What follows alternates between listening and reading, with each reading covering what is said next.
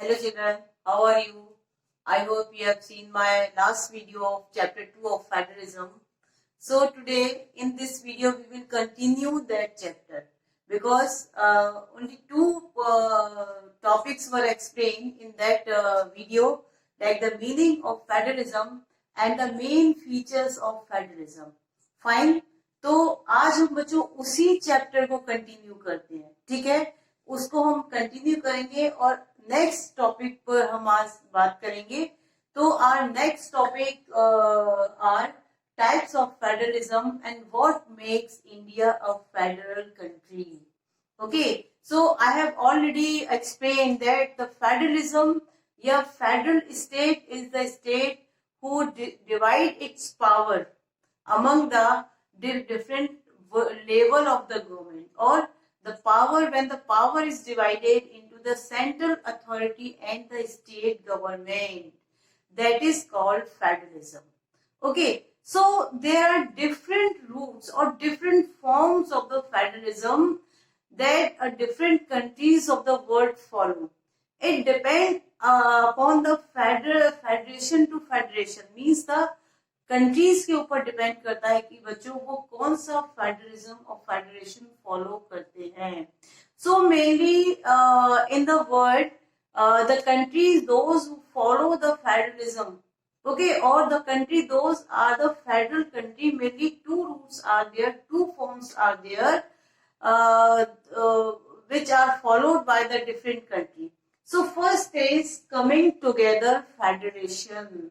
Coming together federation means when the independent states, they come together to their own and form a bigger unit. मतलब जब बहुत कई स्वतंत्र राष्ट्र या स्वतंत्र देश आपस में अपनी इच्छा से एक साथ आकर एक बड़ी यूनिट फॉर्म करते हैं, that is called coming together federation. Okay, and they retain their identity and share the equal power. ठीक है, उनकी अपनी आइडेंटिटी भी बनी रहती है और इस जो कमिंग टुगेदर फेडरेशन है, all the independent unit, those who come together to form the bigger unit, ठीक है, they share the equal power. Understand? ऐसा नहीं है कि किसी को ज्यादा पावर है किसी को कम पावर है, एक बराबर पावर बच्चों को शेयर करते हैं। और ये जो कमिंग टुगेदर फेडरेशन फॉलो करने वाले कंट्री में बच्चों एग्जांपल्स है like USA, okay, USA, Switzerland, Australia, ये वो कंट्री है बच्चों जो कमिंग टुगेदर फेडरेशन फॉलो करते हैं। सेकेंड जो टाइप का फेडरेशन है बच्चों, that is the holding together federation. इस फेडरेशन में क्या होता है बच्चों कि एनी बिग कंट्री, ठीक है, कोई भी बड़ा, छोटा भी हो सकता है, छोटा इन द सेंस की जैसे बेल्जियम एक छोटा सा कंट्री है, हमने फर्स्ट चैप्टर में पढ़ा था, उससे पावर शेयर की different level of the government में, ठीक है। तो लाइक कि वैसे यूजुअली ये बड़ी कंट्रीज में होता है कि when the powers are divided between the central government or the state government or central government or the different constituent of the country, ठीक है। तो इसमें बच्चों ये this is called the holding together federation. इसमें बच्चों the union government have more power than the state government, ठीक है। इसमें क्या होता है कि यूनियन जो गवर्नमेंट होती है और सेंट्रल गवर्नमेंट होती है उसकी पावर स्टेट गवर्नमेंट से ज्यादा होती है। Okay, so children, when the power is divided among the central authority and the state government, central government और state government, so that is called holding together federation.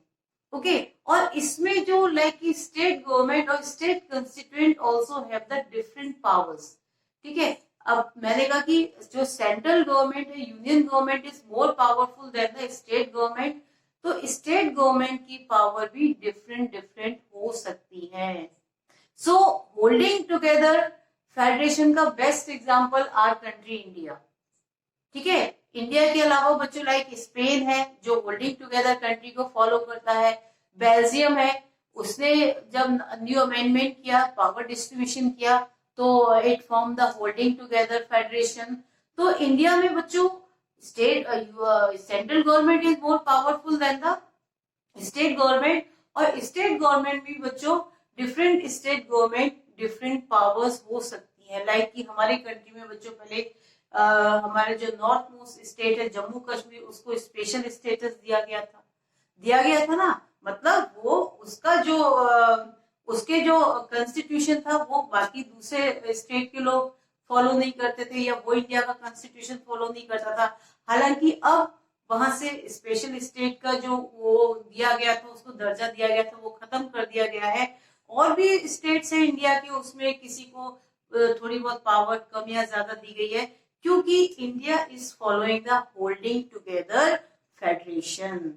Okay, so now you understand, I think आपको समझ में आ गया होगा कि two types of federalism that most of the federal country of the world follow, coming together federation, ठीक है, जब independent state अपनी मर्जी से एक बिगर यूनिट, बड़ा यूनिट बनाते हैं टू इंक्रीज देयर सिक्योरिटी, जिससे कि एक साथ वो आकर अपनी सिक्योरिटी को इंक्रीज कर सके। ओके, और सेकंड हमारा जो है वो है होल्डिंग टुगेदर, लाइक जब when the power of any country is divided into the central government and the state government. Okay, so I hope कि आपको ये दोनों पॉइंट समझ में आ गए होंगे। सो चलिए लेट मूव फॉरवर्ड, आगे चलते हैं। अब नेक्स्ट बच्चों ये है कि ये तो हम सबको मालूम है, और अभी मैंने आपको बताया भी कि India is a federal country. Okay, so अब क्यों इंडिया फेडरल कंट्री है, मतलब हम कैसे कहें कि व्हाट इज देयर कि हम कहें कि इंडिया एक फेडरल कंट्री है, या वो कौन सी बातें जो इंडिया फॉलो कर रहा है जो इंडिया को एक फेडरल कंट्री बनाती है। Understand, so there are several things which make India a federal country. तो क्योंकि अब हम बात करें फ्रॉम द इनिशियली जब constitution was form after the independence, जब बच्चों कॉन्स्टिट्यूशन बनाया गया था, तो constitution originally provide for 2 tiers of the government. ठीक है, जब हमारे कॉन्स्टिट्यूशन मेकर्स थे उन्होंने कॉन्स्टिट्यूशन बनाया, तो उसमें प्रोविजन रखा only for the 2 tiers of the government. ठीक है, 2 टियर्स मीन्स सेंट्रल गवर्नमेंट और the state government. But later on third tier government means in 1956 में बच्चों एक और टियर गवर्नमेंट का उसमें ऐड किया गया। That tier is called the third tier government in the form of municipalities and panchayat. ठीक है, हम सबको मालूम है, प्रीवियस चैप्टर में भी बच्चों हम लोग पढ़ चुके हैं कि सिटीज में there are municipalities and in villages there are panchayat. Okay, so एक तो फर्स्ट कंडीशन पूरी की इंडिया ने कि फेडरलिज्म में क्या होना चाहिए, more than 2 level of the government होना चाहिए। तो जितने भी फीचर्स है एक एक करके बच्चों मैं बताऊंगी कि कैसे इंडिया वो सारे फीचर्स को फॉलो करता है। इसलिए इंडिया एक फेडरल कंट्री है। India is following holding together federal federation. Okay, so first children the constitution provide, अब इसके बाद 3 डिस्ट्रीब्यूशन, मतलब कि अब पावर इज डिवाइडेड या power is distributed among the central government and the state government. अब इसके लिए बच्चों it is clearly prescribed in the constitution in the form of different list. अलग अलग लिस्ट क्लियर कर दी गई है बच्चों, जिसमें पावर्स दी गई है स्टेट गवर्नमेंट और सेंट्रल गवर्नमेंट को कि स्टेट गवर्नमेंट की अथॉरिटी कहां पर है और सेंट्रल गवर्नमेंट की अथॉरिटी कहां पर है। तो फर्स्ट जो लिस्ट दी गई है that list is called union list. Understand, अब यूनियन लिस्ट क्या है बच्चों, नाम से ही पता चल रहा है कि the union list consist the subject which are of common national interest, means कि जिनकी जरूरत ऑल ओवर द कंट्री एक बराबर है। ठीक है, जैसे कि बच्चों डिफेंस, करेंसी, बैंकिंग, इंश्योरेंस। तो ये वो सब्जेक्ट्स है बच्चों जिनकी पावर्स किसके पास है, सेंट्रल गवर्नमेंट के पास। मतलब ये वो सब्जेक्ट्स है जिनकी जरूरत ऑल ओवर द कंट्री सबको एक जैसी है बच्चों। इसके इनको यहाँ इन सब्जेक्ट्स पर काम करने की पावर सेंट्रल गवर्नमेंट के पास है। तो जो भी डिसीजन लिया जाता है, जो भी लॉज बनाए जाते हैं regarding to these national subjects, तो this power is goes to the union government और द सेंट्रल गवर्नमेंट। ठीक है। और second is state list. State list में बच्चों वो सब्जेक्ट्स है that is of state level, यानी कि जिनकी जरूरत state by state different different है, लाइक पुलिस, एग्रीकल्चर, इरिगेशन। तो ये वो सब्जेक्ट है बच्चों जिनके ऊपर काम करने का, जिनके ऊपर लॉ बनाने का, जिनके ऊपर लाइक की डिसीजन लेने का, पॉलिसी बनाने का की पावर किसके पास है, ये स्टेट गवर्नमेंट के पास। ओके। और ये जिनके सब्जेक्ट्स है वही उनका सोर्स ऑफ रेवेन्यू भी है। लास्ट चैप्टर में मैंने आपको बताया था ना कि different level of the government have different source of revenue. ठीक है, हैव यू रिमेम्बर दैट? याद है बेटा? तो वही चीज है यूनियन लिस्ट में जो सब्जेक्ट्स हैं, ठीक है, वो उसकी पावर किसके पास है, यूनियन गवर्नमेंट के पास। स्टेट गवर्नमेंट वो सब्जेक्ट्स के ऊपर काम करती है बच्चों जो स्टेट लेवल पर डिफरेंट डिफरेंट जरूरत होती है जिसकी। ठीक है। अब वही उनके सोर्स ऑफ इनकम होते हैं, उन्हीं वहां से सोर्स उनको रेवेन्यू, लाइक जो स्टेट गवर्नमेंट की जो सब्जेक्ट्स है उसका रेवेन्यू कहाँ जाएगा, स्टेट गवर्नमेंट के पास जाएगा। सेंट्रल गवर्नमेंट का रेवेन्यू सेंट्रल गवर्नमेंट के पास जाएगा। Third is concurrent list. इसमें बच्चों वो सब्जेक्ट्स आते हैं जो जिसकी अथॉरिटी दोनों के पास है, मतलब सेंट्रल गवर्नमेंट भी उस पे काम करेगी और स्टेट गवर्नमेंट भी उस पे काम करेगी। ये वो लिस्ट है। इसमें like education, okay, like marriage, adaptation. तो ये वो सब्जेक्ट्स है बच्चों जिसपे यूनियन गवर्नमेंट भी लॉ बना सकती है, जिसपे स्टेट गवर्नमेंट भी लॉ बना सकती है, और दोनों मिलकर काम करते हैं। और इफ एनी केस, ठीक है, सपोज वैसे तो दोनों कोऑर्डिनेट करके काम करते हैं, स्टेट गवर्नमेंट भी और सेंट्रल गवर्नमेंट भी, पर अगर if there is in case any dispute arise between the central and state government की लॉ बनाने के ऊपर या किसी भी बात के ऊपर फर्दर स्टेट गवर्नमेंट और सेंट्रल गवर्नमेंट के बीच में कोई डिस्प्यूट हो जाए, तो बच्चों मैंने जैसे कि अभी बताया कि होल्डिंग टुगेदर जो फेडरेशन होता है उसमें union government is more powerful than the state government. Yes, याद है ना? तो बस जब कंकरेंट लिस्ट में बच्चों जब लॉ बनाते समय या कोई भी पॉलिसी डिसीजन लेते समय अगर दोनों गवर्नमेंट में डिसीजन होता है तो सेंट्रल गवर्नमेंट या स्टेट गवर्नमेंट द्वारा बनाए गए लॉ को ही माना जाता है, उसी को ही फॉलो किया जाता है। Got it everyone? Okay.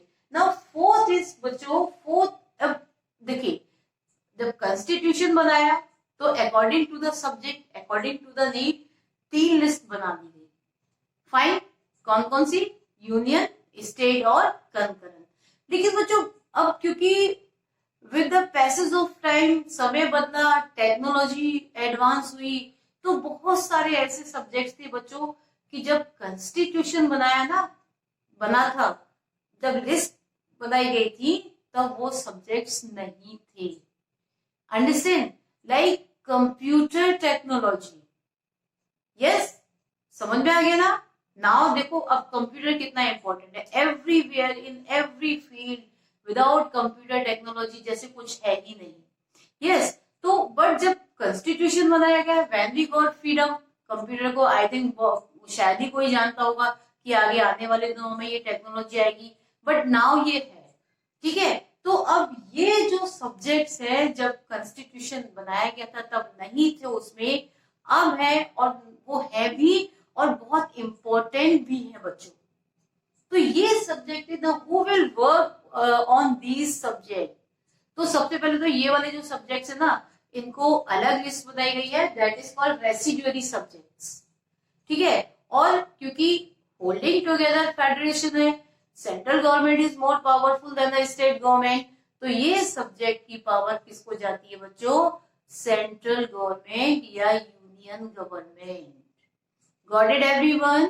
Okay, now बच्चों अब आगे देखो कि अब जैसे मैंने कहा कि कमिंग टुगेदर जो फेडरेशन है ना, that give equal power to all the units, ठीक है। जो भी इंडिपेंडेंट स्टेट फॉर्म करते हैं, every state have equal power, लेकिन होल्डिंग टुगेदर में ऐसा नहीं है।